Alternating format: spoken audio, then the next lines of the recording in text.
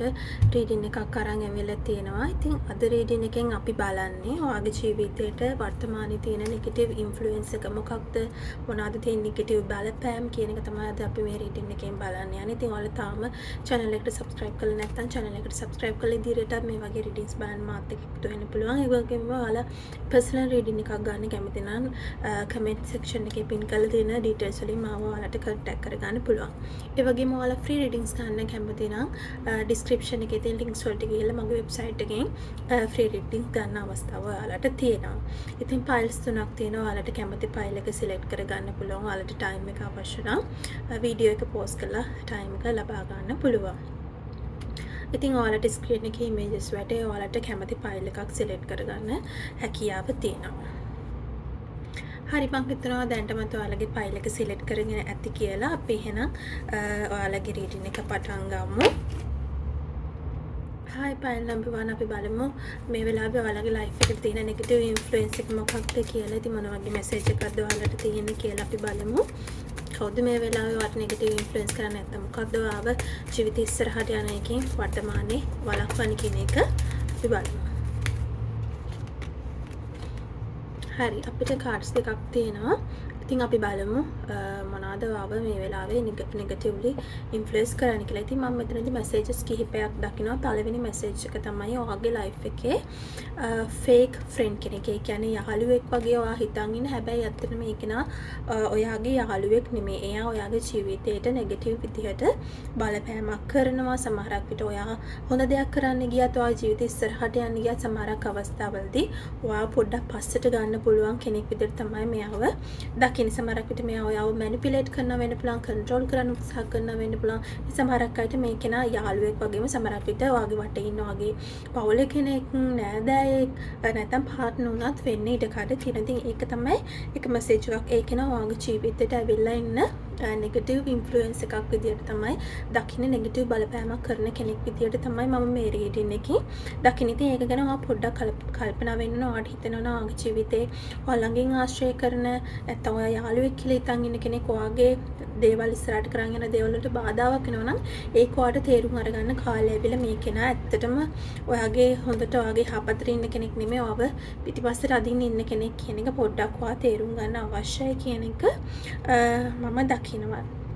ඒ වගේම සමහරක් අවස්ථාවලදී කට්ටිය ඉන්න වෙන්න පුළුවන් ඔයාට නෙගටිව් විදිහට තීරණ ගද්දී බලපෑම් කරන. ඒ කියන්නේ ඔයාට කැමති තීරණය ගන්න දෙන්නේ නැතුව එයාලගේ කැමැත්තට ඔයාට වැඩ කරන්න සිද්ධ වෙලා තියෙනවා වෙන්න පුළුවන්. ඒ වගේ අවස්ථාවලදී ඔයා එතනදී ක්ලියර් බවුන්ඩරිස් හදන්න ඕනේ.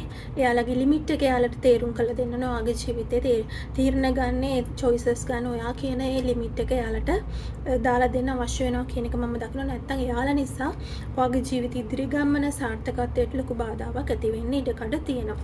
එතකොට තව මැසේජ් එකක් තමයි මම මෙතන දකින්න. ඔයා අතීත වෙච්ච දෙයක් තාම අමතක කරන්න නැතුව තියන් ඉන්න ගොඩක් වෙලාවට ඔයාට කවුරු හරි කරපු දෙයක් ඔයාව රැවට්ටුවා නම්, ඔයාගේ හිත රිද්දුවා නම්, ඔයාට දුකක් එන දෙයක් කරා නම් ඒක තාම හිතේ තියාගෙන ඔයා දුක් විඳ ඉන්නවා කියන එක මම දකිනවා.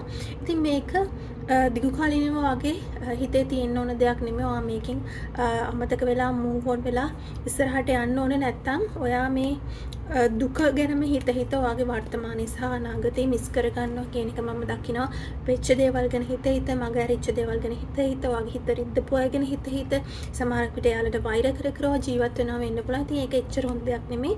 ඔයා නෙගටිව් දේවල් එළියට දාද්දී ඔයාගේ පැත්තට එන්නේ නෙගටිව් දේවල්ම. ඒ නිසා මේ නෙගටිව් එනර්ජි එකෙන් ඔයාට අයින් වෙන්න සිද්ධ වෙනවා. මොන හරි දෙයක් සිද්ධ වුණා නම්, කවුරු හරි හිත රිද්දුවා නම් ඒකට සමාව දීලා ඔය ජීවිතේ ඉස්සරහට යන්න ඕන කියන එක මම දකිනවා. ඉතින් එහෙම සිටුේෂන් එක ඔයා ඉන්නවනම් පාස්ට් එකේ වෙච්ච දේවල් ගැන හිත දුක් වෙන කෙනෙක් නම් ඉතින් දැන් වෙලාව වෙවිලා තිනවා. ඒව මතක් කරලා ඉස්සරහට ඔයාගේ ලයිෆ් එකේ ඉස්සරහා ගැන හිතලා මූව් ඔන් වෙන කාලය ඇවිල්ලා තිනවා කියන එක මම දකින්න. නැත්තම් ඔයාගේ ජීවිතේ ලැබෙන්න තියෙන හොඳ පොසිටිව් දේවල් ඔයාගේ මග ඇරෙන්න පුළුවන් කියන දේ මම දකිනවා. ඉතින් ෆයිල් 1 සිලෙක්ට් කරගත්තට මේල්ලේ තියෙන මේ මැසේජ් එක තමයි. ඉතින් මම හිතනවා මේකෙන් ඔයාලට අදහසක් ගන්න පුළුවන් වෙන්නේ නැති කියලා. අපි එහෙනම් ඔයාලගේ ඊළඟ රීඩින් එකෙන් හම්බෙමු. හයි ෆයිල් නම්බර් 2 අපි බලමු. මේ වෙලාවේ ඔයාලගේ ලයිෆ් එකට නෙගටිව්ලි ඉන්ෆ්ලුවන්ස් කරන්නේ මොනවද තියෙන බලපෑම්, මොනවද අහිතකර දේවල් ඔයාගේ ජීවිතේට තියෙන්නේ කියලා බලමු.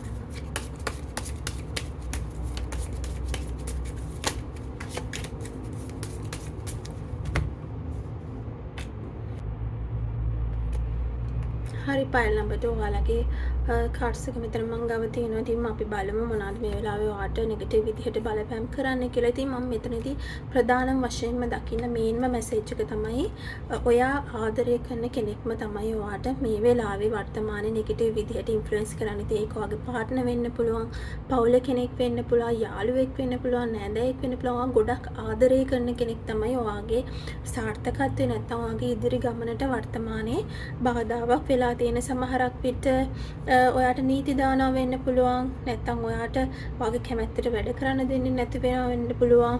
ඉතින් කොහොම හරි විදිහකින් ඔයාගේ ගමන නවත්තන්න උත්සාහ කරනවා. සමහරක් විට එයාලා වැරදි අදහසකින් නෙමෙයි වෙන්න ඇති එහෙම කරන්නේ. හැබැයි ඒකෙන් ඔයාට නෙගටිව් විදිහට බලපෑමක් සිද්ධ වෙනවා. ඒ කියන්නේ ඔයාගේ ගමන යන්න බාධාවක් ඇති වෙනවා කියන එක මම දකිනවා. ඉතින් මේක කෙනා ඔයා ගොඩක් ආදරය කරන, සමහරක් විට ඔයාටත් ආදරය කරන කෙනෙක් වෙන්න පුළුවන්. හැබැයි එයා නිසා වර්තමානයේ ඔයාගේ ලයිෆ් එකට නෙගටිව් ඉන්ෆ්ලුවන්ස් එකක් ඇවිල්ලා තියෙනවා කියන එක මම දකිනවා.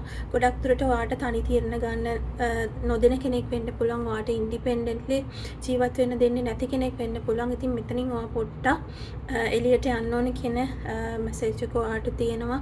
පොඩ්ඩක් ඔයාට මේ නෙගටිව් ඉන්ෆ්ලුවන්ස් වලින් ඔයාගේ ලයිෆ් එක ෆ්‍රී කරගන්න ඕනේ කියන එක මම දකිනවා. මේ සයිකල් එක බ්‍රේක් කරන්න ඕනේ කියන එක මම දකිනවා. ඉතින් පොඩ්ඩක් ඒක ගැන හිතන්න. මේක නා ඔයා ගොඩක් ආදරය කරන කෙනෙක් වගේ තමයි මම දකින්නේ. ඉතින් සමහරක් වෙලාවට ආදරය කරන අයට වුණත් අපිට පොඩ්ඩක් හිත රිද්දන්න සිද්ධ වෙනවා අපි ගැන හිතලා. ඉතින් මේ වගේ සිටුේෂන් එකක් තක්ක තමයි ඔයත් ඉන්නේ කියන එක මම දකිනවා. ඉතින් පොඩ්ඩක් ඒක ගැන ඔයාට හිතලා බලන්න සිද්ධ වෙනවා කියන එක තමයි මම දකින්නේ. ඒ වගේම තව පිරිසක් ඉන්නවා ඔයා ආදරය කරපු කෙනෙක් නැත්තම් ඔය අතීතෙදී ගොඩක් ආදරය කරපු කෙනෙක් නිසා ඔයාට ගොඩක් ලොකු වේදනාවක් දුකකට මුහුණ දෙන්න වෙලා තියෙනවා වෙන්න පුළුවන්. ඒ නිසා දැන් ඔයා අලුතෙන් කවුරු හරි කෙනෙක් විශ්වාස කරන්න, අලුත් කෙනෙක්ට ආදරය කරන්න බයක් දක්වනවා වෙන්න පුළුවන්. ඉතින් ඒක විශේෂයෙන් ඔයාගේ ලව් ලයිෆ් එක සම්බන්ධ දෙයක් විදිහට තමයි මම දකින්නේ. ඉතින් ඔයාගේ අර පාස්ට් එකේ වෙච්ච එක්ස්පීරියන්ස් නිසා ඔයාට අලුත් ආදරයක් ලබා ගන්න ටිකක් චැලෙන්ජින් වෙන්න පුළුවන්. ඉතින් ඔයා ඉස්සලාම මේ පාස්ට් එකේ වෙච්ච දේවල් අමතක කළා, ඒවයි මූව් ඔන් වෙලා, ඒවයි හීල් වෙලා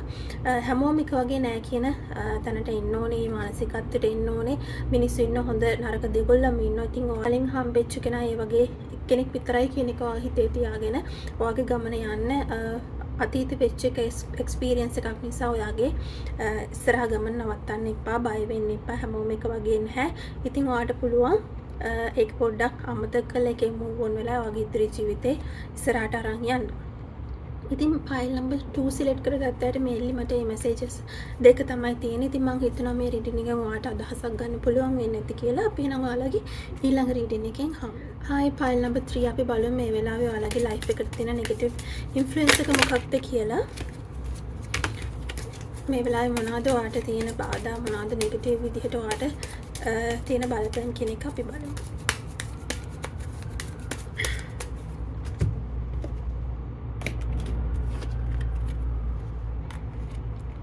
හරි ෆයිල් නම්බර් 3 අපි ඔයාගේ කාඩ්ස් තියෙනවා මෙතන.